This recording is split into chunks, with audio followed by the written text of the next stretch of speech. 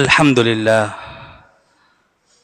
لله الذي وفقنا لما يحب ويرضى فاجعل آخرتنا خيرا من الأولى والصلاة والسلام على أشرف الأنبياء والمرسلين محمد مصطفى صلى الله عليه وسلم وعلى آله وأصحابه وأهل بيته أجمعين أما بعد فأعوذ بالله من الشيطان الرجيم بسم الله الرحمن الرحيم وقولوا للناس حسنا وأقيموا الصلاة وآتوا الزكاة ثم توليتم إلا قليلا منكم وأنتم معرضون صدق الله العظيم.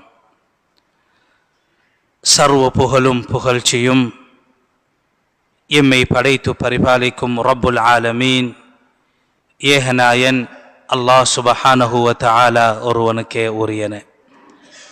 அவன் தனித்தவன், இணை துணை அற்றவன் என்பதாக சாட்சி பகருகின்றேன். அவனது சலாத்தும் சலாமும் எம் உயிரிலும் மேலான முஹம்மது ரசூலுல்லாஹ் ஸல்லல்லாஹு அலைஹி வஸல்லம் அவர்கள் மீதும் அவர்களது வாழ்க்கை வழிமுறைகளை தனது வாழ்வில் எல்லா சந்தர்ப்பங்களிலும் பின்பற்றி நடந்த உத்தம சஹாபாக்கள், அவர்களை துயர்ந்த தாபிஊன்கள், அவர்களை அடுத்து வந்த தபா தாபிஈன்கள், நல்லவர்கள் நம்மவர்கள் அனைவர்கள் மீதும் அல்லாஹ்வின் ரஹ்மத்தும் மக்ஃபிரத்தும் என்றென்றும் உண்டாவதாக. அல்லாஹ்வின் மாளிகையில் நவைத்துல் இஅ்திகாஃப ஃபீ ஹாதல் மஸ்ஜிதி லில்லாஹி தஆலா என்ற இஅ்திகாஃபின் நியத்துடன் அமர்ந்திருக்கும் அல்லாஹ்வின் நல்லடியார்களே, பேர் அன்புமிக்க இஸ்லாமிய சகோதரர்களே, எல்லா சந்தர்ப்பங்களிலும் எல்லா சூழ்நிலைகளிலும் உள்ளும் புறமும் அல்லாஹ் ஒருவனை அஞ்சி நடந்து கொள்ளுமாறு எமது தனிமையிலும் கூட்டு வாழ்விலும் இரகசியத்திலும் பரஹசியத்திலும் இருளிலும் பகலிலும் கடலிலும் கரையிலும் ஆகாயத்திலும் வியாபார ஸ்தலங்களிலும் வீதிகளிலும் எல்லா சந்தர்ப்பங்களிலும் ரப்புல் ஆலமீன் அல்லாஹ் சுபஹானஹு வ தஆலா எம்மை பார்த்து கொண்டிருக்கின்றான், உற்று நோக்கி கொண்டிருக்கின்றான் என்ற இறையச்சத்துடன் தக்வாவுடன் நடந்து கொள்ளுமாறு முதற்கண் எனக்கும் அடுத்ததாக உங்களுக்கும் தக்வாவை கொண்டு இறையச்சத்தை கொண்டு நான் வசியத்தை செய்து கொள்கின்றேன். இத்தகுல்லா. அல்லாஹ்வின் நல்லடியார்களே, பேர் அன்புமிக்க இஸ்லாமிய சகோதரர்களே, அல்லாஹ் ரப்புல் இஸ்ஸத் சுப்ஹானஹு வ தஆலா இந்த உலகத்தில் நாம் எப்படி வாழ வேண்டும் என்பதற்காக எல்லா வகையான வழிகாட்டல்களையும் எங்களது வேத நூலாகிய அல் குர்ஆன் மூலமாகவும் காலத்திற்கு காலம் நபிமார்களை ரசூல்மார்களை அனுப்பியது போன்று எங்களுக்கும் இறுதி தூதராக, எங்களது வாழ்க்கையின் வழிகாட்டியாக, எங்களது வாழ்க்கையின் முன்னோடியாக அருமை நாயகம் ரசூலுல்லாஹ் ஸல்லல்லாஹு அலைஹி வஸல்லம் அவர்களை அனுப்பி எங்களது வாழ்க்கையில் தேவையான அனைத்து வழிகாட்டல்களையும் எந்த வகையான குறைபாடுகளும் இல்லாமல் அல்லாஹ் எங்களுக்கு பரிபூர்ணமான மார்க்கத்தை தந்திருக்கின்றார். ஸல்லல்லாஹு அலைஹி வஸல்லம் ஹதீஸில் சொன்னார்கள், தரக்துகும் ஃபில் மஹஜ்ஜத்தில் பைதா லைலுஹா கனஹாரிஹா, நான் உங்களை தெளிவான ஒரு பாதையில் விட்டு செல்கின்றேன். உங்களது வாழ்க்கைக்கு தேவையான அனைத்து விடயங்களையும் வழிகாட்டல்களையும் நான் உங்களுக்கு காட்டி தந்திருக்கின்றேன். லைலுஹா கனஹாரிஹா, இந்த மார்க்கத்தில் எதுவும் மூடல் கிடையாது, இந்த மார்க்கத்தில் எதுவும் இருளை போன்றது கிடையாது. உங்களுக்கு இந்த மார்க்கத்தில் எந்த வகையான சந்தேகமும் இல்லாத அளவுக்கு லைலுஹா கனஹாரிஹா, இந்த மார்க்கத்தின் இரவு கூட பகலை போன்று தெளிவாக இருக்கின்ற அளவுக்கு உங்களுக்கு தெளிவாக எல்லா விடயங்களையும் நான் காட்டி தந்திருக்கின்றேன் என்பதாக ரசூலுல்லாஹி ஸல்லல்லாஹு அலைஹி வஸல்லம் அவர்கள் சொன்னார்கள். எனவே மதிப்புக்குரியவர்களே, நாம் உலகத்தில் ஒரு குழந்தை பிறப்பதில் இருந்து அந்த குழந்தை மரணிக்கும் வரைக்கும் இடைப்பட்ட வாழ்க்கையின் எல்லா கட்டங்களிலும் எல்லா சந்தர்ப்பங்களிலும் நாம் எப்படி எங்களது வாழ்க்கையை அமைத்துக் கொள்ள வேண்டும் என்கின்ற சகல வழிகாட்டல்களையும் அல் குர்ஆனும் ஹதீஸும் எங்களுக்கு தெளிவாக சொல்லி இருக்கின்றது. அந்த அடிப்படையில் எங்களது வாழ்க்கையில் எல்லா விடயங்களையும் மார்க்கம் சொன்ன பிரகாரம் நாம் அமைத்துக் கொள்வதன் மூலமாக எங்களது உலக வாழ்விலும் மறு உலக வாழ்விலும் ஈடேற்றம் அடைந்த வெற்றி பெற்ற கூட்டத்தில் நிச்சயம் நாம் மாறுவோம் என்பதில் எந்த சந்தேகமும் கிடையாது. அந்த அடிப்படையில் இந்த குறுகிய இந்த ஜும்ஆவுடைய நேரத்தில் நாம் எடுத்துக்கொண்ட மிக முக்கியமான தலைப்பு விடயம் என்னவென்றால், சமூகத்தில் எல்லா விடயங்களையும் நாம் மார்க்கத்தின் கண்ணோட்டத்தில் பார்க்க வேண்டும் என்ற நிலைப்பாட்டில் குறிப்பான ஒரு விடயமாக இன்றைய சமூகத்தில் எங்கு பார்த்தாலும் மலிந்து பரவி காணப்படுகின்ற ஒரு விடயம்தான், ஒரு நோய் என்றும் சொல்லலாம், இன்று சமூகத்தில் பரவலாக பார்க்கின்ற ஒரு விடயம்தான் விமர்சனம் என்று சொல்வது. இன்று சமூகத்தில் யாரை பார்த்தாலும் விமர்சனத்திற்குள்ளாக்கப்படுகின்றார்கள். அது தனி மனிதனாக இருக்கலாம், சமூக நிறுவனங்களாக இருக்கலாம், அல்லது சமூகத்தில் பொறுப்பு வாய்ந்த அமைப்புகளாக இருக்கலாம். இன்று விமர்சனம் என்று வருகின்ற போது பரவலாக எல்லா இடங்களிலும் நாங்கள் பார்க்கின்றோம். விமர்சிக்கப்படுகின்றார்கள், விமர்சனங்களை நாம் முன்வைக்கின்றோம், அழகான முறையில் கருத்துக்களை முன்வைக்கின்றோம் என்ற பெயரில் விமர்சனங்கள், அது சமூக ஊடகங்கள் மூலமாக இருக்கலாம், சமூக வலைத்தளங்கள் மூலமாக இருக்கலாம், அல்லது நாம் இரண்டு நபர்கள் சந்திக்கின்ற போது மூன்றாவது ஒரு நபரை பற்றிய கருத்துக்கள் விமர்சனங்கள் என்று வருகின்ற விடயங்களை இன்று சமூகத்தில் பரவலாக பார்க்கின்றோம். எனவே இஸ்லாத்தின் பார்வையில் மார்க்கத்தின் கண்ணோட்டத்தில் விமர்சனம் என்கின்ற வருகின்ற போது இஸ்லாம் அதற்கான எந்த அளவுக்கு விமர்சனத்திற்கு மதிப்பளித்திருக்கின்றது, இஸ்லாத்தின் பார்வையில் விமர்சனம் என்று நாம் வருகின்ற போது அதனை நாம் எப்படி பார்க்க வேண்டும் என்று நாம் தெரிந்து கொள்ள வேண்டும். மதிப்புக்குரியவர்களே, விமர்சனம் என்பது இஸ்லாத்துடைய பார்வையில் அல் அம்ரு பில் மஅரூஃப் வன் நஹ்யு அனில் முன்கர், நலவை ஏவுவது தீமையை தடுக்கின்ற வழிமுறைகளில் ஒரு பகுதியாக இஸ்லாம் விமர்சனத்தை சொல்லி இருக்கின்றது. விமர்சனம் என்பது இஸ்லாத்துடைய பார்வையில் வரவேற்கப்பட்ட ஆகுமாக்கப்பட்ட ஒரு விடயமாக இருக்கின்றது.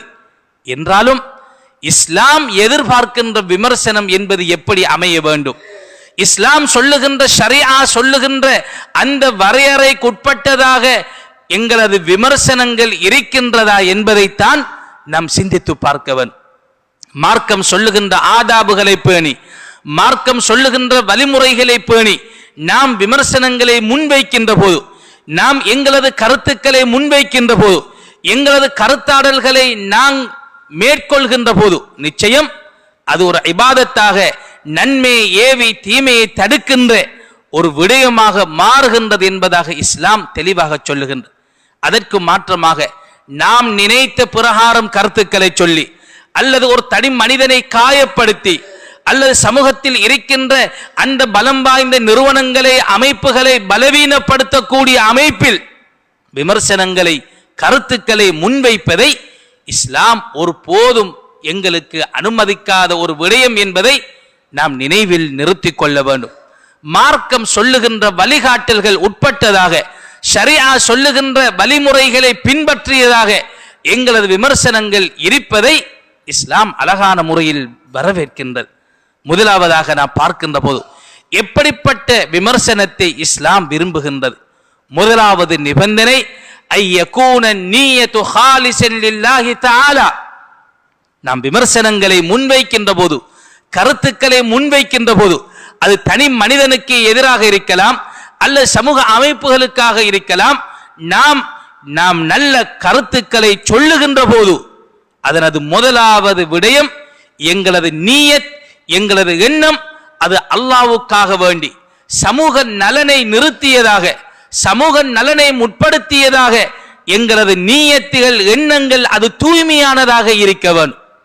இதற்கு மாற்றமாக ஒரு தனி மனிதனுடைய அந்தஸ்தை நாம் இல்லாமல் ஆக்க வேண்டும், அந்த மனிதனுடைய நட்பெயரைக்கு நாம் களங்கம் ஏற்படுத்த வேண்டும் என்ற முறையில் எங்களது எண்ணங்கள் இருந்துவிடக்கூடாது. அல்லது சமூக நிறுவனங்கள், சமூகத்தில் பலம் வாய்ந்த அமைப்புகள், எங்களது சமூகத்தை பிரதிநிதித்துவப்படுத்தக்கூடிய அமைப்புகள், முன்னின்று செயல்படக்கூடிய நிறுவனங்கள், அதில் குறைபாடுகள் இருக்கலாம், முன்பின்கள் இருக்கலாம். ஆனால் அதனை பலவீனப்படுத்த வேண்டும், குட்டிச்சுவராக்க வேண்டும், சமூகத்தில் அதற்கு இருக்கின்ற நன்மதிப்புக்கு சவாலை உட்படுத்தக்கூடிய அமைப்பில் ஆக்க வேண்டும் என்ற மோசமான எண்ணங்கள் எந்த மனிதனது உள்ளத்திலும் இருக்கக்கூடாது. இது முதலாவது விடயம். இரண்டாவது, இஸ்லாம் சொல்லுகின்றது, நீங்கள் விமர்சனங்களை கருத்துக்களை முன்வைக்கின்ற போது நீங்கள் கவனிக்க வேண்டிய மிக முக்கியமான இரண்டாவது விடயம்தான் வார்த்தை நாகரிகத்தை நாங்கள் பின்பற்றவன். வார்த்தை நாகரிகம் நாம் சமூக வலைத்தளங்களில் எழுதக்கூடிய சந்தர்ப்பமாக இருக்கலாம், அல்லது நாம் எங்களது நாவுகள் மூலமாக கருத்துக்களை சொல்லக்கூடிய சந்தர்ப்பமாக இருக்கலாம். நாம் சொல்லுகின்ற வார்த்தைகள், நாம் எழுதுகின்ற வார்த்தைகள் அது நாகரிகமானதாக, அந்த அமைப்புகள், நிறுவனங்கள் அவர்களுடைய அந்தஸ்துகள், மதிப்புகளுக்கு களங்கம் வந்து விடாமல் நல்ல வார்த்தைகளை பயன்படுத்த வேண்டும் என்று இஸ்லாம் விரும்புகின்றது. ஸல்லல்லாஹு அலைஹி வஸல்லம் அவர்களது வாழ்க்கையில் எத்தனையோ விடயங்களை நாங்கள் பார்க்கின்றோம். ஸல்லல்லாஹு அலைஹி வஸல்லம் அவர்கள் சொன்னது மாத்திரமில்லாமல் தனது வாழ்க்கையில் இப்படியான விடயங்களை பின்பற்றி நல்ல விமர்சனங்கள், கருத்துக்களை ஸல்லல்லாஹு அலைஹி வஸல்லம் சஹாபாக்களுக்கு மத்தியிலே முன்வைத்திருக்கின்றார்கள். ஸல்லல்லாஹு அலைஹி வஸல்லம் அவர்கள் ஒரு சந்தர்ப்பம் தனது மனைவி ஹஃப்ஸா ரலியல்லாஹு அன்ஹா, உமர் ரலியல்லாஹு அன்ஹு அவர்களுடைய மகள், நபி ஸல்லல்லாஹு அலைஹி வஸல்லம் அவருடைய மனைவி ஹஃப்ஸா ரலியல்லாஹு அன்ஹா அவர்களிடம் ஒரு சந்தர்ப்பம், அவர்களுடைய சகோதரர் தனது மைத்துனர் அப்துல்லா ரலியல்லாஹு அன்ஹு அவர்கள் இரவு நேர தொழுகை, தஹஜ்ஜத் போன்ற தொழுகைகளில் பொடுபோக்கு செய்யக்கூடியவராக முன்பின் உள்ள ஒரு மனிதராக இருந்த சந்தர்ப்பம், ஸல்லல்லாஹு அலைஹி வஸல்லம் அவர்கள் அந்த தனது மைத்துனர் ஹஃப்ஸா ரலியல்லாஹு அன்ஹா அவர்களுடைய சகோதரர் அப்துல்லா ரலியல்லாஹு அன்ஹு அவர்களுடைய இந்த விடயத்தை திருத்தி கொடுக்க வேண்டும், இரவு வணக்கத்தில் அவரை ஈடுபடுத்த வேண்டும் என்பதற்காக ஸல்லல்லாஹு அலைஹி வஸல்லம் அவர்கள் மனைவியிடம், உங்களது சகோதரர் இரவு நேர தொழுகை தொழுவது கிடையாது, தஹஜ்ஜத் தொழுவது கிடையாது என்று எடுத்த எடுப்பில் அவருடைய குறையை ஸல்லல்லாஹு அலைஹி வஸல்லம் முன்வைக்கவில்லை. என்ன சொன்னார்கள்? நிஅமர் ரஜுலு அப்துல்லாஹ் லவ் கான யுஸல்லி மினல் லைல். தனது மைத்துனர் அப்துல்லா ரலியல்லாஹு அன்ஹு அவர்கள் அவர்களுடைய நலவை முற்படுத்தி சொன்னார்கள். முதலில் அவர்களிடம் இருக்கின்ற நல்ல பண்பை சொல்லி, நிஅமர் ரஜுலு அப்துல்லாஹ், உங்களது சகோதரர் அப்துல்லா மனிதர்களிலேயே மிகவும் திறமையான நல்ல குணம் கொண்டு நல்ல மனிதர்களில் ஒருவராக இருக்கின்றார்.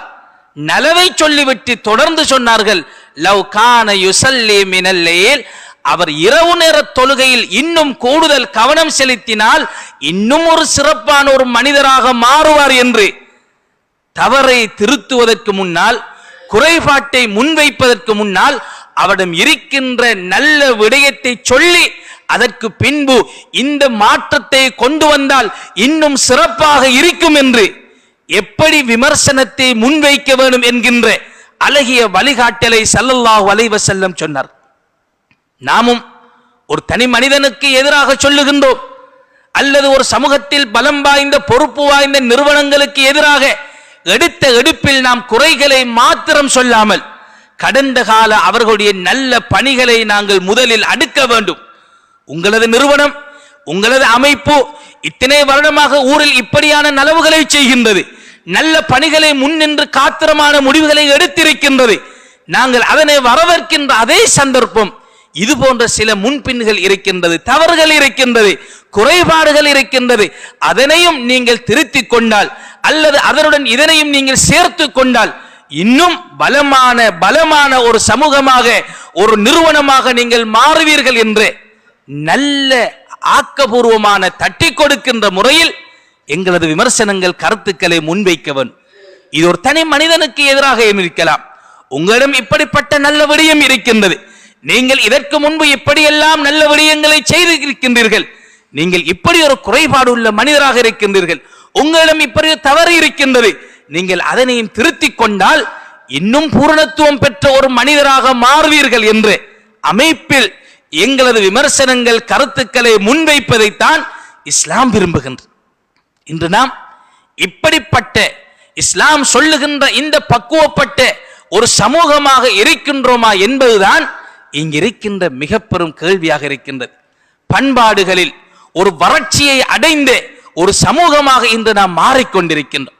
சமூக வலைத்தளங்களிலும் 4 பேர் சந்திக்கின்ற சந்திகளிலும் சந்தி சிரிக்கின்ற அளவுக்கு அடுத்தவர்களுடைய குறைகளை விமர்சனம் என்ற பெயரில் நாம் முன்வைக்கின்ற போது அது நிச்சயம் அடுத்தவர்களை பாதிக்கின்றது, அடுத்தவர்களை காயப்படுத்துகின்றது, அல்லது நல்ல நிறுவனங்கள் செய்கின்ற பணிகளை ஒரு சவாலுக்குட்படுத்தக்கூடிய கேள்விக்குறியாக மாற்றுகின்ற முறையில் எங்களது செயல்பாடுகளை நாங்கள் ஆக்கிக் கொள்ளக்கூடாது. வார்த்தைகளில் நாகரிகம் உள்ள பக்குவப்பட்ட ஒரு பண்பட்ட ஒரு சமூகமாக ஒவ்வொரு விடயத்தையும் அணுக வேண்டும் என்பதைத்தான் இஸ்லாம் எங்களுக்கு தெளிவாக சொல்லுகின்றது. ஸல்லல்லாஹு அலைஹி வஸல்லம் அவர்களுடைய வாழ்க்கையில் நடைமுறைகளில் ஏற்பட்ட சில முன்பின்களை கூட, சில தவறுகளை கூட சஹாபாக்கள் அழகிய முறையில் வார்த்தை நாகரிகத்துடன் அதனை எடுத்துரைத்தார்கள்.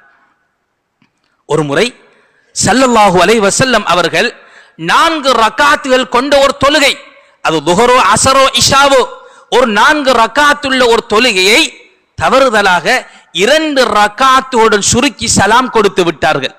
முதலாவது அத்தஹியாத்துடன் சலாம் கொடுத்து விட்டார்கள். சஹாபாக்களுக்கு மத்தியில் ஒரு சலசலப்பு ஏற்பட்டது. 4 ரக்காத்துள்ள தொழுகையை ஸல்லல்லாஹு அலைஹி வஸல்லம் 2ஆக சுருக்கி விட்டார்கள். ஒரு சலசலப்பு ஏற்பட்டது. இதனை எப்படி கேட்பது என்று சஹாபாக்கள் ஒருவரை ஒருவர் பேசிக் கொண்டிருக்கின்ற போது துல் யதைன் என்று சொல்லக்கூடிய ஒரு நபித்தோழர் ஸல்லல்லாஹு அலைஹி வஸல்லம் அவர்களிடம் வந்து பாருங்கள், எவ்வளவு நாகரிகமான முறையில் அந்த விடயத்தை முன்வைத்தார்கள். கேட்டார், அகுஸிரத்தி ஸலாத்து அம் நஸீத யா ரசூலல்லாஹ், அல்லாஹ்வின் தூதரே, நீங்க ஒரு ரசூலாக இருக்கிறீர்கள், நபியாக இருக்கிறீர்கள், உங்களுக்கு என்ன மறந்து போய்த்தா? ஏன் 2 ரக்காத்துல சலாம் கொடுத்தீர்கள், என்ன யோசனையில தொழுதேல் என்று ஸல்லல்லாஹு அலைஹி வஸல்லம் அவர்களிடம் கேட்கவில்லை. ஒரு மொட்டையாக அவருடைய முகம் சுளிக்கின்ற வார்த்தையில் என்ன யோசனையில் தொழுதீர்கள், மறந்துட்டா நீங்க ஒரு சமூக தலைவர், இப்படி நடந்து கொள்ளலாமா என்று அந்த சஹாபி கேட்கவில்லை. ஏன்? அவர்களும் மனிதர்கள் தான், முன்பின் நடக்கலாம். நபி அவர்களுக்கே மறதியாக நடந்து விட்டது. அந்த சஹாபி எப்படி கேட்டார்கள், அகுஸிரத்தி ஸலாத்து அம் நஸீத யா ரசூலல்லாஹ், அல்லாஹ்வின் தூதரே, என்ன உங்களுக்கு வஹி அறிவிக்கப்பட்டு தொழுகையை 2 ரக்காத்தாக அல்லாஹ் சுருக்கி விட்டானா? அம் நஸீத, அல்லது மனிதன் என்ற அடிப்படையில் நீங்கள் மறந்து விட்டீர்களா என்று கேட்டார்கள். எப்படியான வார்த்தை நாகரிகம்! இதுதான் எங்களது முன்னோர்கள். இப்படிப்பட்ட ஒரு சமூகத்தை தான் இஸ்லாம் ஏங்கி நிற்கின்றது. இப்படிப்பட்ட ஒரு சமூகத்தை தான் இஸ்லாம் எதிர்பார்க்கின்றது. இன்று விமர்சனங்கள், கருத்துக்கள் என்ற பெயரில் இன்று நாம் பார்க்கின்ற பதிவுகள் நிச்சயம் பார்ப்பவர்களுக்கே முகம் சுளிக்கின்ற நிலையில் இருக்கின்றதென்றால் சம்பந்தப்பட்டவருடைய உள்ளங்கள் எப்படி பாதிக்கப்பட போகின்றது? இஸ்லாம் சொல்லுகின்ற முறையில் ஒவ்வொரு விடயத்தையும் நாம் அணுகுகின்ற போதுதான் இஸ்லாம் அந்த விமர்சனங்கள் ஆக்கப்பூர்வமானதாக எதிர்பார்க்கின்ற முறையில் இருப்பதை தவிர அல்லாஹ் ஒரு போதும் தவறான முறையில் செய்கின்ற விமர்சனங்களை ஏற்றுக்கொள்ளப் போவது கிடையாது. அதற்கு மாற்றமாக இன்னும் ஒரு படிமேல் இஸ்லாம் விமர்சனங்கள், தவறுகளை நாங்கள் திருத்தி கொடுக்கின்றோம் என்ற பெயரில் நாம் எடுக்கின்ற நடவடிக்கைகளில் வார்த்தை நாகரிகத்தால் நாம் எத்தி வைக்கின்றோம் என்பதற்கு ஒரு படி மேல் நாம் ஒரு தவறை பார்க்கின்ற போது, ஒரு குறைபாட்டை பார்க்கின்ற போது, ஒரு தனி மனிதனுடைய வாழ்வில் இருக்கலாம், அல்ல சமூக நிறுவனங்கள், பலம் வாய்ந்த அமைப்புகள், ஊருக்காக வேண்டி உழைக்கின்ற அமைப்புகள், அல்லது ஊருக்காக வேண்டி முன்னிற்கின்ற தனிநபர்கள் யாராக இருக்கலாம், அவர்கள் செய்கின்ற தவறுகளை, முன்பின்னுகளை நாம் வார்த்தை நாகரிகத்தால் எடுத்துரைப்பது இஸ்லாம் சொல்லுகின்ற ஒரு முறையாக இருந்தாலும் அதற்கு மேல் இஸ்லாம் வரவேற்கின்ற இன்னும் ஒரு அம்சம்தான் நாம் அந்த தவறுகளை நெறிப்படுத்துவதற்கு, திருத்தி கொடுப்பதற்கு, அதனை சரி செய்கின்ற ஒரு துறை சார்ந்தவர்களாக இருந்தால், அல்லது அது சம்பந்தமான அறிவும் தெளிவும் ஒரு அதனை செய்து கொடுக்கின்ற ஆற்றலும் எங்களிடம் இருக்கும் என்றால் நாம் அவர்களிடம் இணைந்து, அவர்களுடன் சேர்ந்து அதனை நெறிப்படுத்தி அதனை முறைப்படுத்தி கொடுப்பதற்கு முன்னிப்பது இது மிக பெரும் உயர்ந்த பண்பு என்று இஸ்லாம் சொல்லுகின்றது. இப்படி செய்யுங்கள் அப்படி செய்யுங்கள் என்று சொல்லிவிட்டு கடந்து செல்வதை விடவும் நானும் உங்களுடன் சேர்ந்து அதனை செய்து தருகின்றேன், நானும் உங்களுடன் இணைந்து அதனை நெறிப்படுத்துகின்றேன் என்று முன்வருவது இது உயர்ந்த பண்புகளில் ஒன்றாக இருக்கின்றது. சஹாபாக்களுடைய வாழ்க்கையில் பார்க்கின்றோம். ஒருமுறை ஸல்லல்லாஹு அலைஹி வஸல்லம் அவர்களுடைய பேர குழந்தைகள் ஹசன் ஹுசைன் ரலியல்லாஹு அன்ஹுமா மஸ்ஜிதுக்கு செல்லுகின்றார்கள். ஒரு பெரியவர் ஒரு முதியவர் வுது செய்து கொண்டிருக்கின்றார். ஆனால் அவருடைய வுதுவில் குறைபாடு இருக்கின்றது. ஒழுங்கா முகத்தை கழுகவில்லை, கைகளை முறையாக கழுகவில்லை. ஏதோ ஒரு அடிப்படையில் அவருடைய அந்த பெரியவருடைய வுதுவில் குறைபாடு இருக்கின்றது. வுது இல்லை என்றால் தொழுகை இல்லை, தொழுகை இல்லை என்றால் முஸ்லிமே இல்லை. எப்படியான வுதுவுடன் எத்தனை வருடம் அவர் தொழுது கொண்டிருப்பார்? இந்த ரெண்டு சிறுவர்களும் பார்க்கின்றார்கள், இந்த பெரியவருடைய வுதுவில் குறைபாடு இருக்கின்றது, அவருடைய வுதுவை நாங்கள் சரி செய்ய வேண்டும் என்பதற்காக அந்த ரெண்டு சிறார்களும் வந்து, ஏ பெரியவரே, இத்தனை வயசு வரைக்கும் வாழ்றீங்க, எல்லாத்தையும் சரியாத்தானே செய்றீங்க, ஒரு வுது எடுப்பதற்கு உங்களுக்கு தெரியாதா என்று அந்த பெரியவரை பார்த்து கேட்கவில்லை. உங்களுக்கு உலக அமைப்பில் எல்லாம் தெரியும், வுது எடுக்கிற விடயத்தில் ஏன் நீங்கள் சிறுபிள்ளை தனமாக இருக்கின்றீர்கள், இவ்வளவு காலமும் இப்படியான வுதுவோடவா நீங்கள் தொழுதீர்கள் என்று அந்த பெரியவருடைய முகம் சுளிக்கின்ற வகையில் கேட்கவில்லை. எப்படி நடந்து கொண்டார்கள்? வந்து சொன்னார்கள், பாருங்கள் பண்பாட்டை. அந்த பெரியவரை பார்த்து சொன்னார்கள், ஏ பெரியவரே, நாங்கள் சிறியவர்களாக இருக்கின்றோம், நீங்கள் எவ்வளவு காலம் அழகான முறையில் நீங்கள் தொழுகிறீர்கள், வுது செய்கிறீர்கள், நாங்கள் சிறியவர்களாக இருக்கின்றோம், நாங்கள் இரண்டு பேரும் வுது செய்கின்றோம், எங்களது வுது சரியாக இருக்கின்றதா என்பதை நீங்கள் பாருங்கள் என்று சொன்னார்கள்.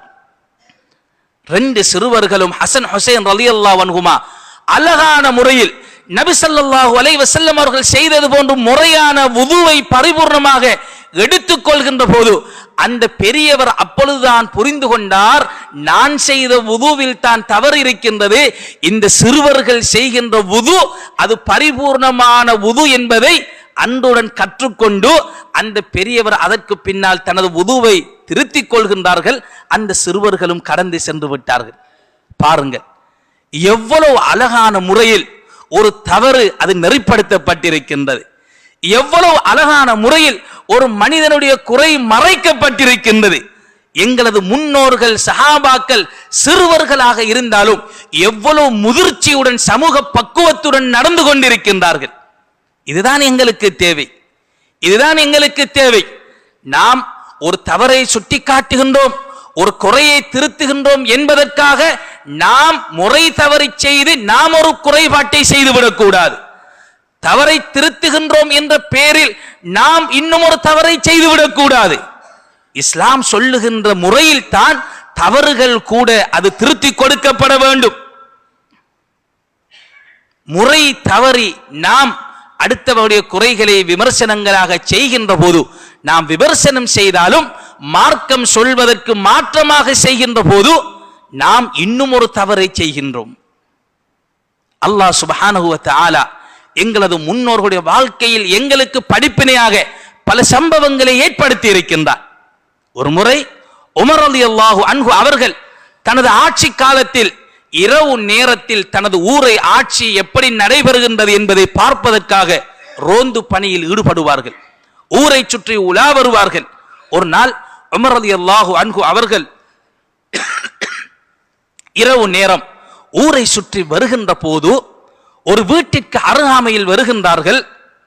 அந்த வீட்டில் இருந்து இசை சத்தம் வந்து கொண்டிருக்கின்றது. உமர் ரலியல்லாஹு அன்ஹு அவர்கள் என்ன செய்தார்கள்? அந்த வீட்டிற்குள்ளே வேகமாக நுழைந்து பார்க்கின்றார்கள். ஒரு முதியவர், அண்ணா இன்னா மௌத்தாகிற வயசில் இருக்கின்ற ஒரு முதியவர் மது போதையில் திளைத்துக் கொண்டு அருகாமையில் இசை கருவிகள் இசைக்கப்பட்டு ஒரு நடனமாடுகின்ற ஒரு பெண்ணை வைத்து நடனம் ஆடிக்கொண்ட நிலையில் பாவத்தில் திளைத்துக் கொண்டு மூழ்கி இருந்தார். உமர் ரலியல்லாஹு அன்ஹு அவர்கள் ஆத்திரத்தில் சொன்னார்கள், மா ரஅய்து கல்லைலி அக்பஹ மின் ஹாதா الرجل ينتظر اجله. இன்று இரவு இது போன்ற ஒரு அசிங்கமான காட்சியை நான் கண்டது கிடையாது. மரணத்தை எதிர்பார்த்திருக்கின்ற வயோதிப மனிதராகிய நீங்கள் இன்று இருக்கின்ற இந்த கேவலம் கட்ட அசிங்கமான காட்சி இருக்கின்றதே, இது மிக மோசமான ஒரு விடயம்.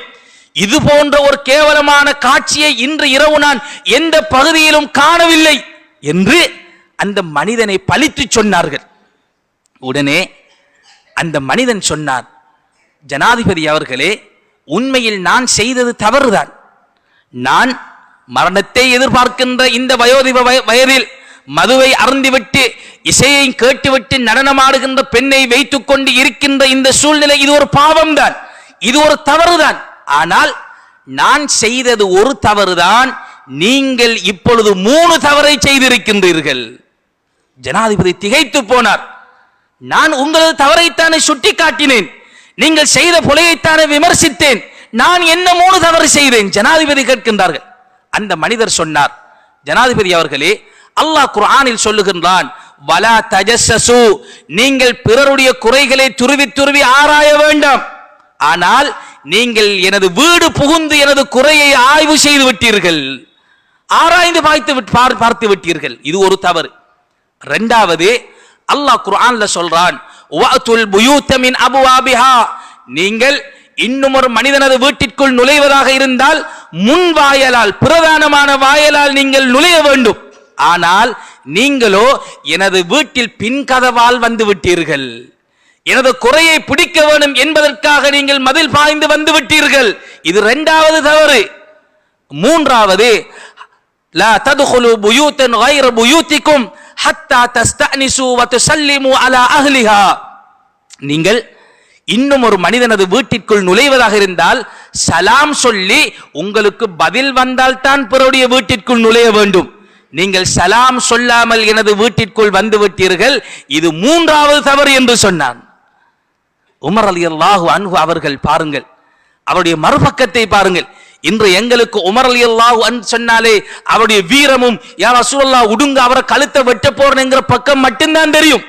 உமர் ரலியல்லாஹு அன்ஹு அவர்கள் ஒரு வேகமான சஹாபியாக இருந்தாரும், கான பக்காஅன் இந்த கிதாபில்லாஹ், குர்ஆனுடைய வசனங்கள் சொல்லி காட்டப்பட்டால் அழுது சின்ன புள்ளை போன்று துடிக்கக்கூடிய ஒரு மனிதர். இந்த சஹாபி உமர் ரலியல்லாஹு அன்ஹு அவர்களுடைய தவறை குர்ஆனுடைய வசனத்தின் மூலமாக திருத்திக் கொடுக்கின்ற போது உமர் ரலியல்லாஹு அன்ஹு அவர்கள் அதனை ஏற்றுக்கொண்டார்கள். இது எங்களுக்கான படிப்பினை. ஒரு மனிதனது ஒரு தவறை சுட்டி காட்டுகின்றோம் என்ற பெயரில் நாம் 2 தவறை செய்துவிடக் கூடாது. மார்க்கம் சொல்லுகின்ற முறையில் எங்களது விமர்சனங்கள், கருத்துக்கள், அணுகுமுறைகள் இருக்கின்ற போதுதான் அது ஒரு ஆக்கபூர்வமான இஸ்லாம் எதிர்பார்க்கின்ற விமர்சனமாக இருக்குமே தவிர, அடுத்தவர்களை நிந்தித்து, அடுத்தவர்களை தலைகுனிய வைத்து, அடுத்தவர்களை விமர்சித்து, அடுத்தவர்களுடைய அந்தஸ்துகளை நாங்கள் இல்லாமலாக்கி நாம் செய்கின்ற விமர்சனங்களை இஸ்லாம் ஒரு போதும் அது வரவேற்கவில்லை, எதிர்பார்க்கவில்லை. அது ஹராமான விடயம் என்பதை நாங்கள் புரிந்து கொள்ள. இது போன்றுதான் கடைசியாக இன்னும் ஒரு விடயத்தை சொல்லி முடிக்கின்றேன். எப்படி விமர்சனங்களை முன்வைப்பதற்கு இஸ்லாம் அழகிய வழிகாட்டல்கள், அணுகுமுறைகள், ஆதாபுகளை சொல்லி இருக்கின்றதோ, அதனை பின்பற்றி நாங்கள் கருத்துக்கள், விமர்சனங்களை முன்வைக்க வேண்டும் என்று சொல்லுகின்றதோ, இது போன்றுதான் எங்களுக்கு எதிராக அல்லது நாம் சார்ந்திருக்கின்ற நிறுவனங்கள், அமைப்புகள் ஏதோ ஒன்றுக்கு எதிராக ஆக்கபூர்வமான நியாயமான கருத்துக்கள், விமர்சனங்கள் முன்வைக்கப்படுகின்ற போது அதனை ஏற்றுக்கொள்ளக்கூடிய மனப்பாங்கையும் நாங்கள் உருவாக்கவன். நான் யார்? எனக்கு எதிராக நீங்கள் எப்படி பேச முடியும்? எனக்கு எதிராக எப்படி செய்ய முடியும்? நாங்கள் செய்வதெல்லாம் சரிதான் என்ற சிந்தனையும் நாங்கள் ஏற்படுத்திக் கொள்ள முடியாது. உமர் ரலியல்லாஹு அன்ஹு அவர்களுடைய ஆட்சி காலம் பெண்கள் அதிகமாக மகர் தொகை கேட்பதற்கு ஆரம்பித்து விட்டார்கள். உண்மையில் மகர் என்பது அது பெண்ணுக்குரிய உரிமை. இன்று மணமகனாகிய நாங்கள் தான் இத்தனை லட்சம் கொடுக்க போகின்றோம் என்று எங்களது திருமண வைபவத்தில் சொல்லுகின்றோம். ஆனால் மகர் என்பது பெண்ணுக்கான உரிமை. ஒரு மணப்பெண் எனக்கு இத்தனை லட்சம் ரூபாய் அல்லது இத்தனை பவுண்ட் தங்கம் தந்தால்தான் நான் உங்களை திருமணம் முடிப்பேன் என்று ஒரு பெண் சொன்னால் அதைத்தான் கொடுக்க வேண்டும். மகர் என்பது அது பெண்ணுக்கான உரிமை. அவளுடைய கருவை கற்பை நாங்கள் எடுத்துக்கொள்வதற்காக கொடுக்கின்ற அந்த பணம், அதுதான் மகர் என்பது. எனவே மகருடைய தொகை எவ்வளவு என்பதை உண்மையில் இஸ்லாம் சொல்லுகின்றது, அந்த பெண் தான் முடிவெடுக்க வேண்டும். ஆனால் இன்று அதற்கு மாற்றமாக சமூகத்தில் நடைபெறுவதும் ஒரு கவலைக்கிடமான விடயம்தான். எனவே அது ஒரு சப்ஜெக்ட். நாம் சொல்லுகின்ற விடயத்திற்கு வருகின்றோம். எனவே பெண்கள் அதிகமாக அந்த காலத்தில் மகர் தொகை கேட்பதற்கு ஆரம்பித்தார்கள். இன்றும் கூட அரபு நாடுகளில் மகர் தொகை அதிகமாக பெண்கள் கேட்கக்கூடிய ஒரு சூழ்நிலை இருக்கின்றது. ஆனால் அது அவர்களுக்கான உரிமை, அவர்களும் நியாயமாக அதனை கேட்டுக்கொள்ள வேண்டும். பெண்கள் அதிகமாக மகர் தொகை கேட்கின்ற போது அதிகமான ஆண்கள் மகரை கொடுப்பதற்கு முடியாமல் திண்டாடக்கூடிய ஒரு சூழ்நிலை உமர் ரலியல்லாஹு அன்ஹுவுடைய ஆட்சி காலத்தில் உருவான போது உமர் ரலியல்லாஹு அன்ஹு அவர்கள் அனைத்து குடிமக்களையும் ஒரு இடத்தில் ஒன்று சேர்த்தார்கள். ஆண்கள் பெண்கள் அனைவர்களையும் ஒன்று சேர்த்து சொன்னார்கள், ஏ பெண்களே, நீங்கள் அதிகமாக மகர் தொகை கேட்கின்றீர்கள், நான் மகர் தொகையை நிர்ணயிக்க போகின்றேன், வரையறுக்க போகின்றேன், இவ்வளவுதான் கொடுக்க வேண்டும் என்று ஒரு லிமிட் பண்ண போகின்றேன் என்று சொன்னபோது அந்த சமூகத்தில் இருந்த, அந்த சபையில் இருந்த ஒரு வயது முதிர்ந்த ஒரு மூதாட்டி பெண்மணி எழும்பி சொன்னால், ஏ இப்னு அல்-கத்தாப், கத்தாபுடைய மகனே, அஃபயுஅதீனல்லாஹு வ தம்னஉனா அன்த, அல்லாஹ் எங்களுக்கு தந்த உரிமையை நீங்கள் வரையறுக்க போகின்றீர்களா? அல்லாஹ் எங்களுக்கு தந்த சலுகையை நீங்கள் லிமிட் பண்ண போகின்றீர்களா? அல் குர்ஆனில் அல்லாஹ் என்ன சொல்லுகின்றான்? வ இன் அரத்தும் இஸ்திப்தால ஜௌஜின் மகான ஜௌஜ் வ ஆதைதும் இஹ்தாஹுன்ன கின்தாரன் ஃபலா தஅخذு மின்ஹு ஷைஆ. ஆண்களை பார்த்து சொல்லுகின்றது, ஆண்களே, நீங்கள் ஒரு பெண்ணுக்கு மகராக தங்க குவியலை கொடுத்தாலும் நீங்கள் தலாக் சொன்னால் மகரில் ஒரு பைசா கூட திரும்பி கேட்க முடியாது. மகர் அது பெண்ணுக்குரியது. தலாக் சொல்லிவிட்டால் மகரை தாங்க என்று கேட்பதற்கு ஒரு ஆணுக்கு எந்த அதுகளையும் கிடையாது. மகர் கொடுத்தால் அது பெண்ணுக்குரியது. மார்க்கம் சொல்லுகின்றது, ஃபலா தஅخذு மின்ஹு ஷைஆ, தங்க குவியலை மகர் கொடுத்தாலும் நீங்கள் தலாக் சொல்லிவிட்டால் எல்லாத்தையும் திருப்பி தாருங்கள் என்று கேட்பது போன்று மகரில் ஒரு பைசாவை கூட கேட்க முடியாது. இந்த இடத்தில் அல்லாஹ் மகரை தங்க குவியல் என்று சொல்லுகின்றான். தங்க குவியல் என்றால் அதற்கு ஒரு லிமிட் கிடையாது. ஒரு குவியல், ஒரு சிறிய அமைப்பில் இருந்தாலும் குவியல், பெரிய அமைப்பில் இருந்தாலும் குவியல். ஒரு குவியல் என்பதற்கு ஒரு லிமிட் கிடையாது. அல்லாஹ்வே மகரை குவியல் என்று லிமிட் இல்லாத 2 கிலோ அல்லது 3 கிலோ என்று அல்லாஹ் வரையறையாக சொல்லவில்லையே. குவியல் என்று சொல்கின்ற போது அதற்கு ஒரு லிமிட் கிடையாது. லிமிட் இல்லாமல் அல்லாஹ்வே சொன்ன போது நீங்கள் அதனை எப்படி லிமிட் பண்ண முடியும், எப்படி அதை வரையறுக்க முடியும் என்று அந்த பெண்மணி சொன்ன போது உமர் ரலியல்லாஹு அன்ஹு சொன்னார்கள், அஸாபத் இம்ரஅத்துன் வ அக்தஅ உமர், ஏ சமூகமே நன்றாக கேட்டுக்கொள்ளுங்கள், இந்த பெண்மணி சொன்னதுதான் உண்மை, இந்த உமர் இதோ தவறு செய்து விட்டேன், தவறாக சொல்லிவிட்டேன் என்று தனது கருத்தில் இருந்து உமர் ரலியல்லாஹு அன்ஹு அவர்கள் பின்வாங்கிவிட்டு மன்னிப்பு கேட்டுவிட்டு மிம்பரில் இருந்து இறங்கி சென்று விட்டார்கள். பாருங்கள், ஒரு ஜனாதிபதியாக இருந்தாலும் முறையான விமர்சனங்கள் முன்வைக்கப்படுகின்ற போது அதனை நிராகரித்து விட்டு தட்டி கழித்து விட்டு செல்லவில்லை. நீ சபையில் சொல்லிவிட்டாய், எல்லா மனிதர்களுக்கு முன்னால் என்னை அவமானப்படுத்தி விட்டாய், எனவே இவரை பிடித்து சிறையில் அடைத்து விடுங்கள் என்று உமர் ரலியல்லாஹு அன்ஹு அவர்கள் எந்த வார்த்தையும் சொல்லவில்லை. நியாயமான முறையான விமர்சனங்கள் முன்வைக்கப்படுகின்ற போது அதனை ஏற்றுக்கொண்டார்கள். மதிப்புக்குரியவர்களே, இதுதான் எங்களுக்கும் தேவையான விடயம். இதுதான் விமர்சனம் என்று வருகின்ற போது இஸ்லாம் சொல்லுகின்ற 2 சாராருக்குமான முறைகள். இதனை நாங்கள் பின்பற்றி எங்களது விமர்சனங்கள், கருத்துக்கள், அது சமூக வலைத்தளங்கள் இருக்கலாம், சந்தியில் இருக்கலாம், அவருக்கு முன்னால் இருக்கலாம், மார்க்கம் சொல்லுகின்ற முறைகளை பேணி எங்களது விமர்சனங்களை நாங்கள் முன்வைப்பதோடு எங்களுக்கு எதிராக முன்வைக்கின்ற கருத்துக்கள், விமர்சனங்கள் அது நியாயமாக இருக்கும் என்றால் அதனை ஏற்றுக்கொள்ளக்கூடிய மனப்பாங்குள்ளவர்களாகவும் நாங்கள் மாற வேண்டும். எனவே ரப்புல் ஆலமீன் அப்படிப்பட்ட பக்குவமான ஒரு சமூகமாக நம் அனைவர்களையும் ஆக்கி அருள்வானாக. வ ஆகிரு தஅவானா அனில் ஹம்துலில்லாஹி ரப்பில் ஆலமீன்.